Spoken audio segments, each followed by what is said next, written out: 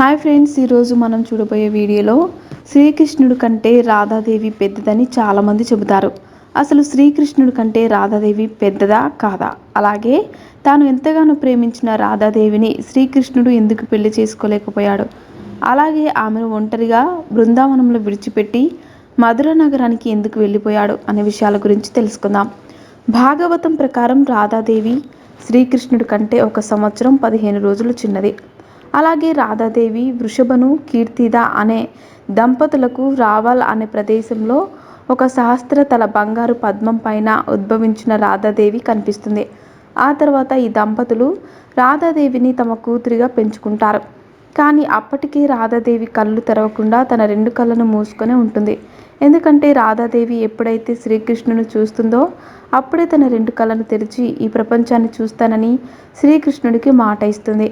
అందుకే తన దగ్గరికి శ్రీకృష్ణుడు వచ్చిన తర్వాత రాధాదేవి తన 2 కళ్ళను తెరిచి శ్రీకృష్ణుని చూసిన తర్వాతే ఈ ప్రపంచాన్ని చూస్తుంది. రాధాదేవికి శ్రీకృష్ణుడు అంటే అంత ప్రేమ. అందుకే తను ఈ లోకంలోకి వచ్చిన శ్రీకృష్ణుడిని తన కళ్ళతోటి చూసే వరకు ఈ ప్రపంచాన్ని చూడలేదు.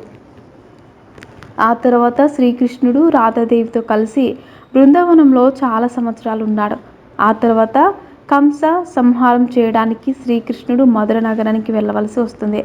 అప్పుడే శ్రీకృష్ణుడు తన తల్లిదండ్రులైన యశోద, నందమహారాజులను, అలాగే బృందావనంలో ఉండే గోపికలను, అలాగే తను ఎంతగానో ప్రేమించిన రాధని వదిలి మధుర నగరానికి వెళ్ళిపోయాడు. అంతేకాకుండా శ్రీకృష్ణుడు మధుర నగరానికి వెళ్లే ముందు రాధతోనూ గోపికలతోనూ తాను తిరిగి తప్పకుండా బృందావనానికి వస్తానని చెప్పాడు. అలా శ్రీకృష్ణుడు రాధకు ఇచ్చిన మాట ప్రకారం మధుర నగరం నుంచి బృందావనానికి వస్తూ ఉండేవాడు. అలాగే శ్రీకృష్ణుడు రాధాదేవి పెళ్లి చేసుకోకపోవడానికి కారణం శ్రీకృష్ణుడి పరమ భక్తుడైన సుధాముడు రాధాదేవికి ఒక శాపాన్ని ఇస్తాడు. ఈ శాపం కారణంగానే శ్రీకృష్ణుడు తాను ఎంతగానో ప్రేమించిన రాధాదేవిని పెళ్లి చేసుకోలేకపోయాడు. కానీ రాధాదేవి శ్రీకృష్ణుడిని తనని పెళ్లి చేసుకోకపోయినా అతన్ని ప్రేమిస్తూ శ్రీకృష్ణుడిని తన మనసులో తన భర్తగా భావించి జీవిస్తూ ఉండేది. సో ఫ్రెండ్స్ చూశారు కదా రాధాదేవి శ్రీకృష్ణుడి కంటే పెద్దదో కాదో. అలాగే శ్రీకృష్ణుడు రాధాదేవిని పెళ్లి చేసుకోకపోవడానికి గల కారణం ఏమిటో తెలుసుకున్నారు. ఇలాంటి మరిన్ని విషయాలను మీరు తెలుసుకోవాలనుకుంటే వెంటనే మా ఛానల్ని సబ్స్క్రైబ్ చేసుకోండి.